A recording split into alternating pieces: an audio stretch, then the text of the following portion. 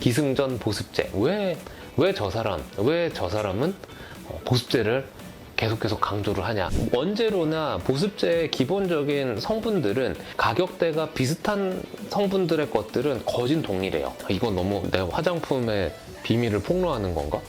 피부 건조증 자체가 원인이 있는 경우들이 있어요. 2차적인 유발 요인 때문에 생긴 건조증이 아니라 그냥 피부가 건조해진 경우, 이게 제일 골치 아파요. 이런 사람들은 진짜로 그것 때문에 다양한 그 피부 질환이 생길 수도 있고, 피부 장벽 기능이 원래부터 떨어져 있으신 분들은 구독, 좋아요.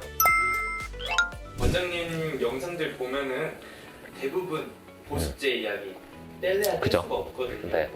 제가 아무래도 그 세부전공의 피부장벽 그 박사학위를 땄기 때문에 그런 부분에 대해서는 정말 중요하게 이야기를 하죠. 모든 분야 중에 제일 많이 아는 부분인 것 같아요. 다른 사람들보다 조금 더 많이 아는 부분이 보습제, 피부장벽 그 부분이 아닌가 싶어서, 피부장벽에서 가장 중요한 거는 보습제죠. 그래서 보습제를 열심히 좀 써달라라고 이야기를 하기는 해요. 여담이지만 그러면 이제 병원에 와서 자기는 약만 타러 온 건데 그 보습제 팔고 약간 비싼 거 이렇게 팔아제끼려고 이제 그러는 거 아니냐라고 얘기하시고 안 사고 가시는 분들이 있는데, 이거는 정말 저의 진심을 좀, 이거를 내가 어떻게 이야기를 해야 할지.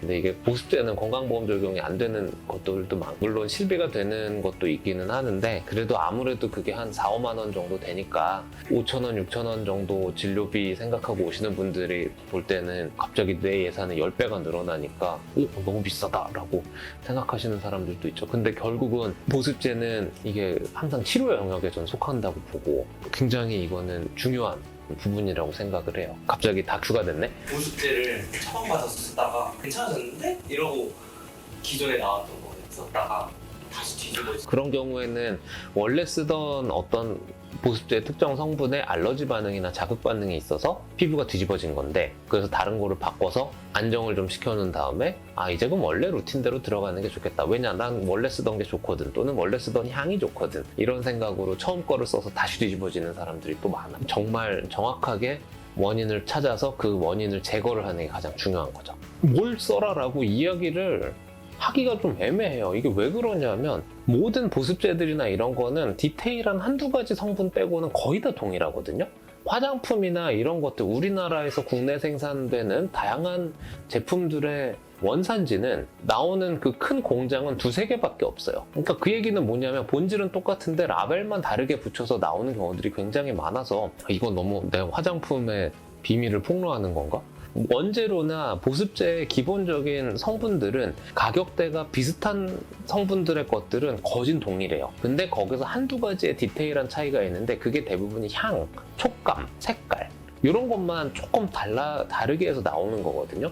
대부분의 경우는 거진 다 동일해요. 제가 약간 뭐를 추천한다, 추천 안 한다 이야기를 드릴 수가 없는 게, 왜냐, 다 비슷비슷하거든. 특정한 거를 먼저 발라보고 그 다음에 트러블이 안 생기면 그냥 그거 바르는 게 나아요. 물론 제가 만약에 사심이 있어서 제 이름으로 보습제를 만들었다, 이건 제가 이거 만들었는데 이거 바르면 괜찮은 것 같아요, 바르시면 좋고, 이렇게 이야기를 할 텐데, 저는 그런 것도 아니고 객관적인 사실적인 설명만 소개해서 이야기를 드리는 거니까 제가 봤을 때 특별하게 차이가 있는 거는 거의 없어요. 그리고 시중에 판매하는 보습제들의 특징은 정상 피부를 타겟을 해서 제품 출시를 해요. 왜냐? 그게 제일 수요층이 넓으니까. 정상 피부가 사실 비정상 피부보다 훨씬 많잖아요. 그런 사람들을 타겟팅을 해서 보습제가 출시를 하는 거고, 병원에서 판매하는 건 아무래도 피부에 트러블이 있는 사람들 위주로 피부가 정상이 아닌 사람들을 타겟팅으로 하는 거기 때문에 훨씬 구매층이 작아요. 그 사람들만을 타겟팅으로 하는 거기 때문에, 다시 말하면 또 웬만한 자극을 줄 만한 성분들이 다 빠졌겠죠. 그렇기 때문에 조금 더 순하고 자극감이 덜 하겠죠. 그 빠졌던 성분들이 추가가 된 걸 하다 보니까 이게 더 뒤집어질 수가 있어요. 맞아요. 굳이 안 넣어도 되는 성분들, 그러니까 향이라던가 뭔가 이렇게 구매하는데 혹하게 만드는 그런 성분들이 들어가 있는데, 그런 성분들이 피부가 이상이 있는 사람들은 자극을 줄 수가 있어요. 그래서 그런 사람들은 그런 향이 있거나 시중에 판매하는 보습제를 바르게 되면 좀 안 좋아지겠죠. 근데 맞아, 그러고 보니까 전에는 이상한 거 갖고 와서 내 마음을 아프게 하고 뭐라 그래, 지금도 약간 아찔하고. 그래도 오늘은 그런 건 없네요. 지금까지는 보습제를 왜 발라야 되는지에 대해서 설명을 드렸고, 여러분들이 또 궁금해할 거, 그러면 피부는 왜 건조해지는지에 대해서 제가 오늘 설명을 드려볼게요. 정말 심플하게 피부가 건조해서 생기는 거예요. 그 얘기는 다시 말하면 피부에 필요한 수분이나 지질이 감소됐다 라는 의미죠. 외부에서 우리 몸의 피부에 있는 수분이나 유분을 빠르게 증발하게끔 만들던가, 아니면 외부 자극은 그대로인데 우리 몸, 피부에 자연보습인자를 포함한 다양한 지질, 이런 것들의 생산량이 감소를 하든지, 이렇게 되면 피부가 건조해지고, 이게 너무 심하면 피부 건조증, 건조 피부염, 이런 게 생기는 거예요. 피부 건조증은 말 그대로 피부가 건조해서 생기는 증상이죠. 심하게 되면 피부 건조증, 그게 더 심해지게 되면 건조 피부염, 이런 것들이 진행이 되는 거죠. 제가 약간 그 선문답 하듯이 설명을 드렸는데, 말 그대로 회복력이 떨어지면 피부가 건조하게 돼요. 피부 장벽 기능의 회복력이 떨어지는 경우, 가장 흔한 게 나이 들미죠. 나이가 들게 되면 다양한 회복력이 많이 떨어지기 때문에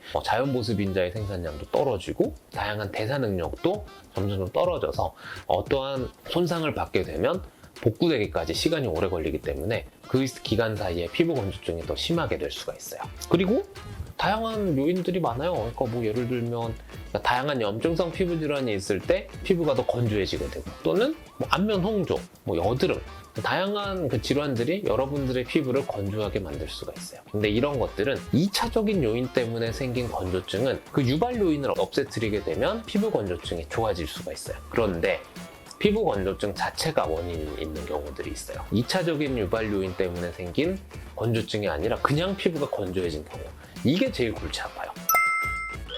이런 경우에는 물론 보습제를 발라주면 좋긴 하는데, 이거는 건조해진 피부 장벽 기능 자체가 떨어져 있을 경우가 많기 때문에 이거는 보습제를 한두 번, 하루 이틀 바른다고 해서 복구가 되는 경우는 많이 없어요.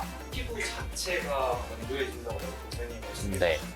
건조한 곳에 이렇게 가가지고 우리 좀 건조해졌네, 이런 개념이 아니라 그냥 태어날 때부터 피부가 건조한 사람들이 있어요. 이런 사람들은 진짜로 그것 때문에 다양한 그 피부 질환이 생길 수도 있고, 피부 장벽 기능이 원래부터 떨어져 있으신 분들은 이것 때문에 다양한 그 피부 질환이 생길 수가 있어요. 대표적인 게 어린선이라는 질환인데, 이게 비늘증, 이게 더 심하게 되면 뭐 아토피 피부염과 같은 다양한 피부 장벽 기능이 떨어졌을 때 생길 수 있는 염증성 피부 질환이 동반돼서 생길 수가 있어요.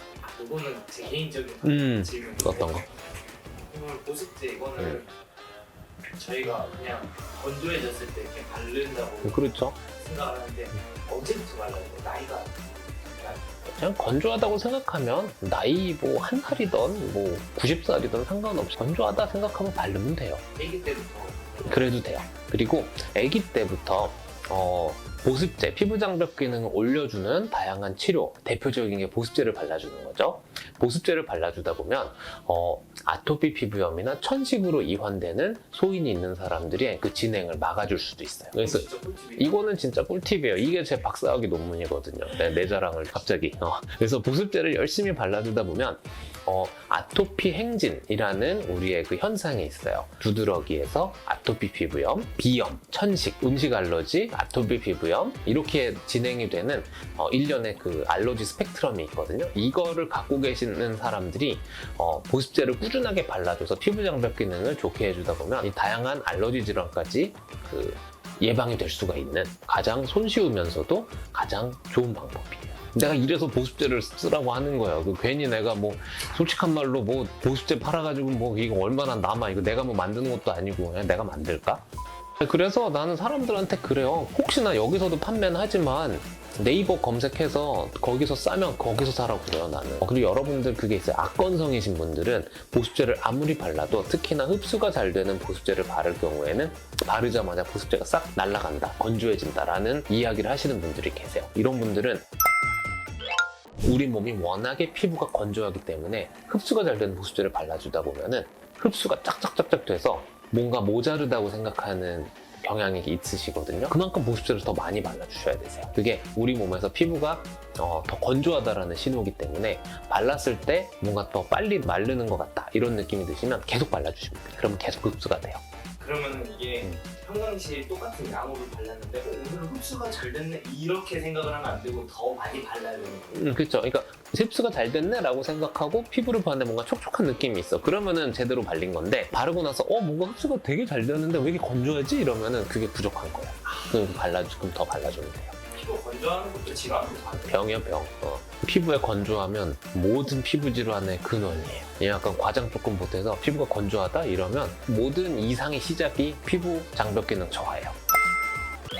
피부가 건조해지면 피부 표면에 미세하게 틈이 벌어져요. 가뭄이 든 땅 생각하면 되는데 그럼 그 가뭄이 든 땅처럼 피부에 미세하게 틈이 갈라지게 되겠죠. 그 미세한 틈 사이로 해로운 물질들이 잘 들어가요. 특히나 진먼지 진드기나 곰팡이류 이런 알러지를 많이 일으키는 물질들이 피부 안쪽으로 잘 들어가게 되면 얘가 우리 몸에 있는 면역세포랑 쉽게 잘 결합해서 알러지 반응이 확 생기는 거거든요. 여기서 가장 손쉽게 이런 피부 건조증, 알러지 질환을 막아줄 수 있는 방법. 보습제를 발라주면 이 틈이 메꿔져요. 그러면 해로운 물질들이 들어가고 싶어도 못 들어가겠죠. 이게 가장 손쉬운 피부 질환을 예방하는 방법이죠. 여러분들, 피부가 건조하다는 거는 굉장히 모든 다양한 피부 질환, 다양한 의학적 질환을 포함한 다양한 피부 질환의 초기 증상일 수가 있어요. 건조하거나 이런 경우에는 보습제를 발라주다 보면 이를 초기 증상을 막아줄 수가 있고 더 큰 병, 더 큰 이상을 막아줄 수가 있는 가장 손쉬운 방법이거든요. 그렇기 때문에 피부 건조하다, 팔다리가 간지럽고 땡기고 그런다 그러면